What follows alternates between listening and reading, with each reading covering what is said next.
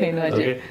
So actually చాలా చాలా చాలా బయట చాలా విన్నాం. యాక్చువల్లీ పుష్ప 2 అనేటప్పటికి ఎవరి కథలు వాళ్ళు రాసేసుకున్నారు. ఎందుకంటే ఫాజిల్ గారు ఉన్నారు, ఆయనకి అల్లు అర్జున్ గారికి ఫస్ట్ పార్ట్ లో రైవలరీ మొదలైంది. సో ఇద్దరు రైవలరీ సెకండ్ పార్ట్ లో ఎక్కడికి వెళ్తుందంటే ఇది ఒక ఫ్యామిలీ డ్రామా, ఫ్యామిలీ ఎమోషన్ లో తీసుకొచ్చారు. సో మీరు ఫస్ట్ సీనే క్లైమాక్స్ సీన్ కి చేశాను అని చెప్పారు. మీ షూట్ వరకు ఈజ్ ద స్క్రిప్ట్ అలాగే ఉందా, లేదంటే మనకి టైం గ్యాప్ కూడా చాలా ఎక్కువ పట్టింది? What will be the reason అనుకుంటున్నారు మీరు? అంటే స్క్రిప్ట్ ఏమైనా చేంజెస్ చేసి ఉంటారు ఈ ఫ్యామిలీ డ్రామా కోసం? ఎందుకంటే నేను వెళ్ళింది నా షూట్స్ అప్పుడే, నేను దీనికి వెళ్ళాను ప్లస్ జాతరకి వెళ్ళారు. మెయిన్ జాతర క్లైమాక్స్ అంతే కదా నేను. సో నా ఇంట్లో షూట్ అయిన తర్వాత జాతర స్టార్ట్ అయింది. సో జాతర స్టార్ట్ అయినప్పుడైతే ఆల్మోస్ట్ కొన్ని మంత్స్ పట్టింది జాతర షూట్. అంటే నాకు కాదు, సెట్ మంత్స్ అక్కడే ఉంది RFC లో. సో ఎప్పుడు షూట్ ఉన్నా చాలా మంది కొందరు 50 days చేశారు, కొందరు 70 days చేశారు, కొందరు 30 days చేశారు. నేను ఒక 20 days చేశాను అంతే జాతర సెట్ లో. సో ఎవరికి ఉన్నప్పుడు వాళ్ళు చేశాము, జాతర సెట్ మాత్రం అక్కడే ఉంటుంది. సో ఐ థింక్ మేబీ వాళ్ళు స్క్రిప్ట్ చేంజెస్ అని కాదనుకుంటా. పుష్ప హౌస్ లో ఉన్న మెయిన్ సీన్స్, ఎందుకంటే పుష్ప హౌస్ లో సీన్స్ తీస్తున్నారు కదా, ఎలా అంటే పుష్ప హౌస్ లో సీన్స్ తీస్తున్నారు కదా, సో ఈ అమ్మాయిని కూడా పుష్ప హౌస్ లో సీనే కదా, ఇది ఫినిష్ చేసేసి వీళ్ళు గో టు జాతర సెట్ అనుకుని ఉంటారు. అందుకని రివర్స్ చేస్తుంటారు. బికాస్ హౌస్ లో సీన్స్ అన్ని ఉన్నాయి కదా ఫస్ట్ హాఫ్, అవి తీసినప్పుడు వాళ్ళు అనుకుని ఉంటారు ఇదే హౌస్ లో, ఇది కూడా హౌస్ లో సీనే కదా, ఇది తీసేస్తే ఆ సెట్ కి సంబంధించింది ఆల్మోస్ట్ మెయిన్ అయిపోతాయి, మెయిన్ అయిపోయిన తర్వాత వీ కెన్ గో దేర్ అనుకుని ఉంటారేమో. ఓకే. సో యాక్చువల్లీ ఈ సినిమాలో ఆ జాతర ఎపిసోడ్ వచ్చేటప్పుడు దాంట్లో యువర్ ఆల్సో పాట అన్నది చెప్పారు కాబట్టి అల్లు అర్జున్ గారు తాండవం చూసాం మేమైతే. Never expected a role or a kind of aura from Allu Arjun garu. మాకు అలా స్క్రీన్ పైన చూస్తుంటే అలా ఉంది, లైవ్ లో అది ఎక్స్పీరియన్స్ చేసిన మీకు ఎలా అనిపించింది? సో తాండవం దానికి నేను లేను, సాంగ్ కూడా నేను లేను, ఫైట్ స్టార్ట్ అయిన తర్వాత వస్తాను. సో నేను ఫైట్ అవుతున్నప్పుడు వస్తాను నేను. సో ఫైట్ అప్పుడే నాకు గూస్ బంప్స్ వచ్చాయి, బికాస్ ఫైట్ అప్పుడు కూడా కొంగి ఇలా తిప్పడం, చేయటము, అది వేసుకుని శారీ కట్టుకుని ఫైట్ చేయడం. సో అప్పటికే ఫస్ట్ ఆఫ్ ఆల్ ఆ సెట్ చూస్తేనే మనకి ఏంది అనిపిస్తుంది, ఇది ఏంది, ఇది సెట్టా రియలా అనుకుంటాం. అంటే ఒక నిజంగానే ఒక జాతరలో ఉన్నట్టే ఉంటుంది అది. అసలు ఆల్మోస్ట్ లోపలికి వెళ్ళామంటే మేము అసలు RFC లో ఉన్న విషయం మర్చిపోతాం, బయటకు వచ్చిన తర్వాత గుర్తొస్తుంది RFC లో ఉన్నాము మనం అని. సో అప్పటిదాకా గుర్తు కూడా రాదు, అంత ఆ వరల్డ్ లోకి వెళ్ళిపోతాం మనం. అక్కడ ఆ సెట్ లో ఆ junior artist, so many junior artist, like thousands of junior artist. It's one of the biggest sets in Asia అట అది. సెట్ RFC లో ఏ సెట్ లో అయితే మేము చేసామో, ఏ స్టూడియోలో అయితే మేము చేసామో, that is one of the biggest in Asia అని విన్నా నేను. సో అదొకటి. Plus Allu Arjun sir set మీదకి ఆ గెటప్ తో వచ్చి ఆ 5 scenes చేస్తుంటే మాత్రం ఇట్ వాజ్ లైక్ ఇది డెఫినెట్ గా హైలైట్ అవుతుంది, డెఫినెట్ గా హైలైట్ అవుతుంది అనుకున్నా. ఏంటి, ఈవెన్ బిఫోర్ సీయింగ్ పూనకాలు ఫైట్ చూస్తేనే మేము అంత అనుకున్నాము. జస్ట్ ఇమాజిన్ ఇంకా గూస్ బంప్స్, ఏంది అసలు ఇది ఇంత అసలు ఫస్ట్ ఆఫ్ ఆల్ ఆయన చీర కట్టుకుని ఫైట్ చేస్తుంటేనే it's very shocking to watch him such so dedicated. ఎంత డెడికేటెడ్ గా ఉంటారు ఆయన, ఎంత ఎఫర్ట్ పెడతారు అనేది, his hard work is very evident. 20 days ఆ మేకప్ రెగ్యులర్ గా రావడం, మేకప్ వేసుకోవడం, ఆ సెట్ లో అలా ఉండడం రియల్ హార్డ్ వర్క్. అంటే మీరు చూసిన 20 days, దాని ముందు సాంగ్ ఇట్స్ ఆల్మోస్ట్ 90 days పైన ఉందట ఆ సెట్ అక్కడ, 100 close to 3 months. So they been doing for so long. And అది చెయ్యటము, ఆ కాస్ట్యూమ్, అంటే ఇప్పుడు అమ్మాయిలకే చీరలతో అంత ఈజీగా కంఫర్ట్ చేయలేరు. అవును, ఫర్ హిమ్ అది చేయటము, దాంతో ఫైట్ చేయటము, ఆ కొరియోగ్రఫీ, ఆ ఫైట్ తో ప్లస్ ఆ ముగ్గులు వేసుకోవడం. Because I'm also a dancer కాబట్టి నాకు తెలుసు ఆ గజ్జల బరువు ఎంత ఉంటుంది అనేది. ఆ గజ్జల బరువుతో వేయటం అనేది ఇట్స్ డిఫరెంట్, ఇది ఉండాలి, ప్రాక్టీస్ ఉండాలి దానికి.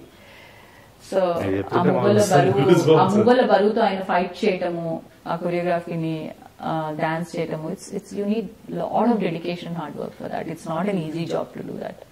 ఓకే. అండ్ థియేటర్ లో చూసినప్పుడు, అంటే మీరు ఓన్లీ 5 episodes చూసారు, అంతకు ముందు సాంగ్ గానీ అంతకు ముందు సీక్వెన్స్ ఏదైతే ఉందో ఆయన యాక్టింగ్ నిజంగా అమ్మవారు పూర్ణట్టుగా చేసింది.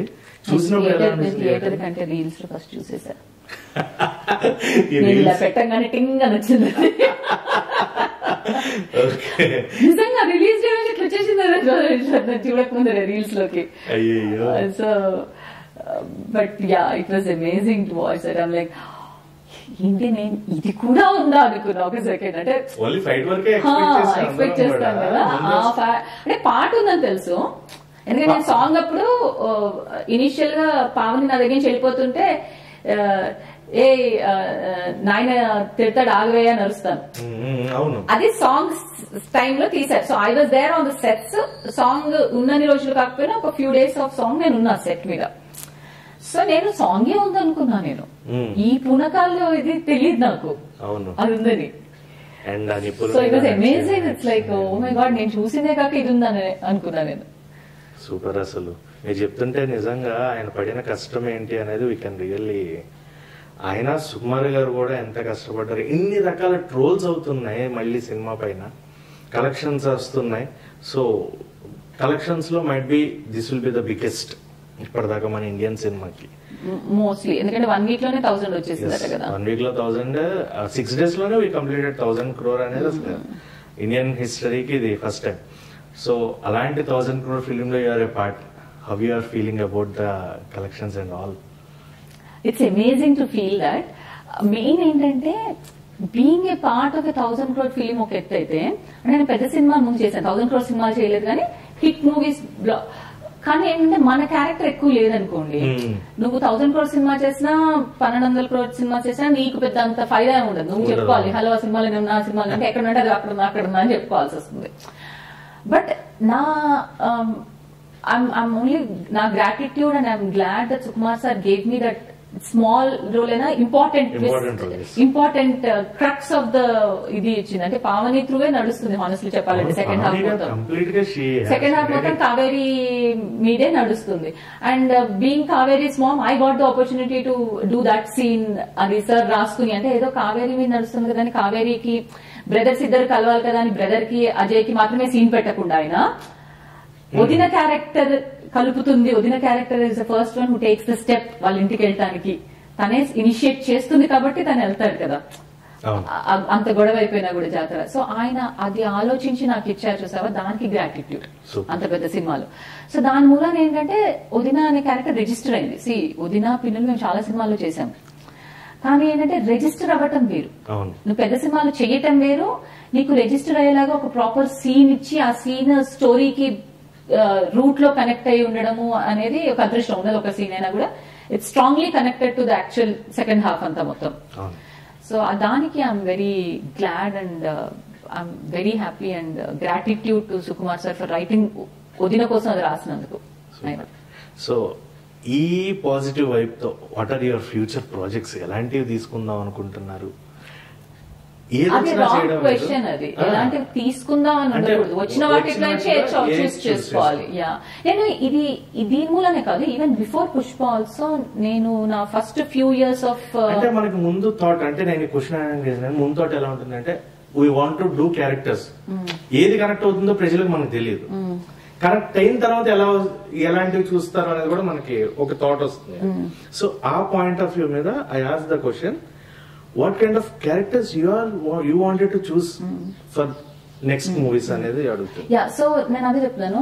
నాకు ఏంటంటే బేసిక్ గా ఫస్ట్ ఫ్యూ ఇయర్స్ ఇండస్ట్రీ వచ్చినప్పుడు విజిబిలిటీ ఇంపార్టెంట్, ఆపర్చునిటీ ఇంపార్టెంట్ అనుకున్నా. So I have done movies where నాకు డైలాగ్స్ ఉన్నా కూడా ఎడిట్ లో వెళ్ళిపోవడము, ఊరికే అట్లా బ్యాక్గ్రౌండ్ లో కనిపించి వదిలేటము, ఏదో గ్రూప్ లో ఫ్యామిలీలో ఒక గ్రూప్ లో కనిపించడము, కొన్ని సీన్స్ లో షార్ట్ రియాక్షన్స్ పడ్డము, క్లోజ్అప్ రియాక్షన్స్ 1-2 పడ్డము, లేదా అలా డైలాగ్స్ ఏం లేకుండా ఇది అవ్వటము, ఇలాంటివి నేను చేశాను.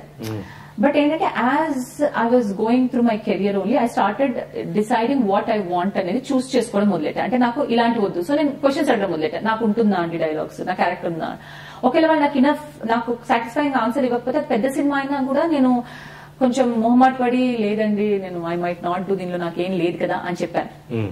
I did. అంటే నేను రిజెక్ట్ చేశాను గొప్ప అని చెప్పట్లేదు. నా పాయింట్ ఏంటంటే నాకు అక్కడ సాటిస్ఫాక్షన్ లేదన్న విషయం నేను అలాంటి సినిమా చేయగానే నాకు అర్థమైపోయింది. అంటే నేను I'm not being happy on the sets లో అట్లీస్ట్ ఒక ప్రాసెస్ హ్యాపీ ఉండాలి కదా, రిజల్ట్ ఏం రాకపోయినా అట్లీస్ట్. ఇప్పుడు మనకి ఏదర్ ఒక పని హార్డ్ వర్క్ చేసి మనకు నచ్చని పని చేస్తే దాని నుంచి రిజల్ట్ అయినా రావాలి, లేదా చేస్తున్నప్పుడైనా ఎంజాయ్ చేయాలి. రిజల్ట్ దాని నుంచి రాకపోయినా కూడా, కొన్ని రిజల్ట్ మన చేతుల్లో లేదనుకున్నా చేస్తున్నప్పుడైనా ఎంజాయ్ చేయాలి. అది రెండూ లేదనుకోండి వాట్స్ ద పాయింట్? అనిపించింది నాకు. సో నేను చాలా సినిమాలు నేను అడగడము క్వశ్చన్స్, వాళ్ళు ఉంది నీకు క్యారెక్టర్ అంటేనే వెళ్ళటము. కొన్నిసార్లు ఉంది అని చెప్తారు కానీ ఉండదు అక్కడ.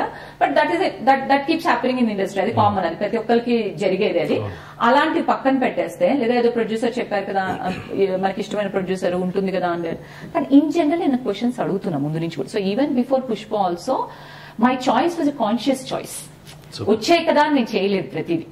డెఫినెట్ గా క్వశ్చన్స్ అడిగి నేను ఆ క్వశ్చన్స్ కి కన్విన్స్ అయ్యి, లేదు ఇది వర్కౌట్ అయితే ఇది నాకు నేను ఎంజాయ్ చేస్తాను, ఆ ఒక్క సీన్ కోసమైనా నేను ఎంజాయ్ చేస్తాను అనుకుంటేనే నేను చేశాను సినిమాలు. ఆ ఒక్క సీన్ మరి ఉందా లేదా అనేది అది సెకండరీ, అది ఎడిట్ అయిపోయిందా ఉందా లేకపోతే సినిమాలో అది. బట్ నేను క్వశ్చన్స్ అడిగి నేను కాన్షియస్ గానే చాయిస్ చేశాను. వస్తుంది కదా అని వచ్చిన ప్రతి సినిమా నేను చేయలేదు.